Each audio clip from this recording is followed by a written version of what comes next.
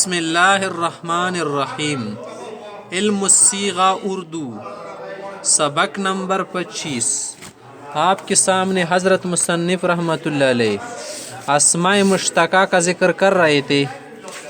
आगे हैं मस्दर के मुतालिक अशार की शक्ल में अवज़ान बता रहे हैं।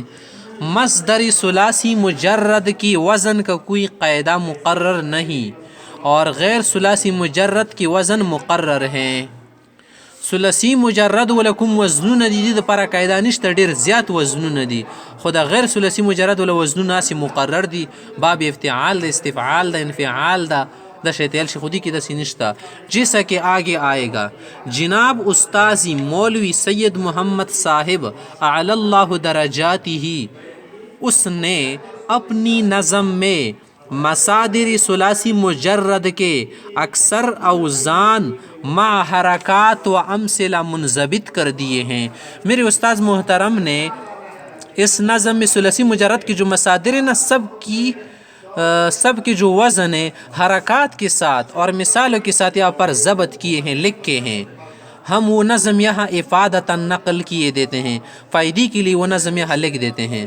دیسی مستصدا هغه په خپل دغه نظم کې د ثلاثي مجرد لکم وزنونه دي کنه سره د زبر زیر او سره د مثالونه لیکل دي منضبط کرنا معنا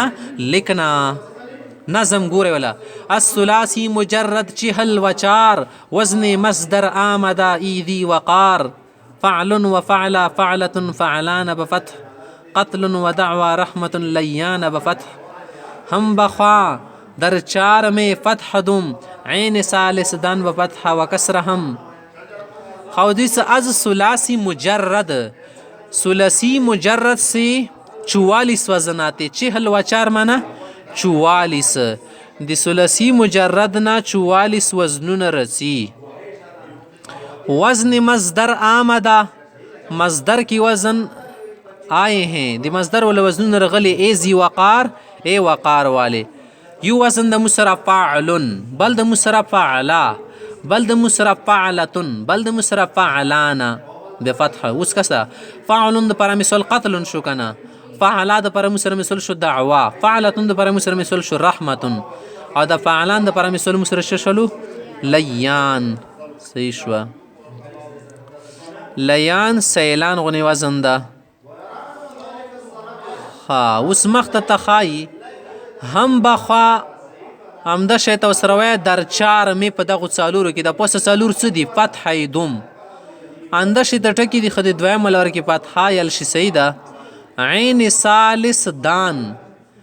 د دریم ولا عین و پی جندا با فتح و کسر هم فتحی کسر سره هم رسی سیده. ها پس شپیگو څالور وزنونو کې چمر د مذکوره شعر کې څالور وزنونه دي کنه در چار نه معنا دا خصل شي د څلورام وزن څه د فعلان ولا اندی کی تاسو چې کول شي د دویم ولا فتحال شي دي کې هو فعلان ده کنه د سیل شي فعلان فعلان عین بني فتحه لك سایلان سیدا عین ثالث دان د دریم ولا سکوم عین ده کنه تیسرا وزن مسر شد فعلتن ایدی ولا عین بني فتحال شي کسرال شي د سی وی فاعلتن یا فاعلتن لکا فاعلتن مثل مسرشی غلبتن کنا او دی زیرو لمثل بشی مسرک سارقتن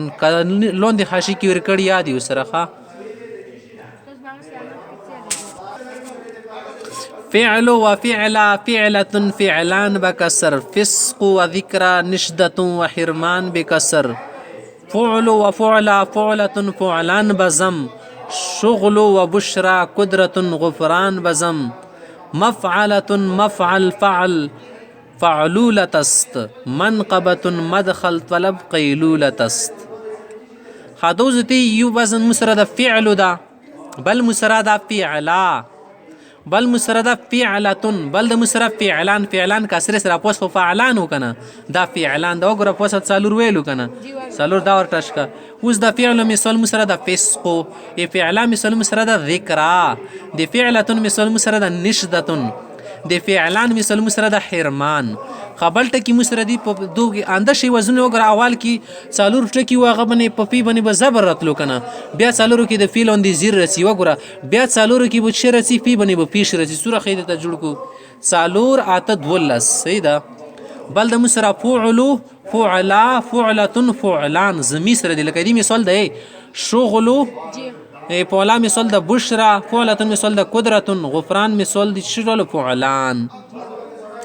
خبل تک مسره د مفعلتن مفعل فعل فعلولت است یو مسره د مفعل شولو بل د مفعلتن شو بل د مفعل شو بل د فعل شولو بل د فعلول شو ای مفعلتن مثال شو منقبتن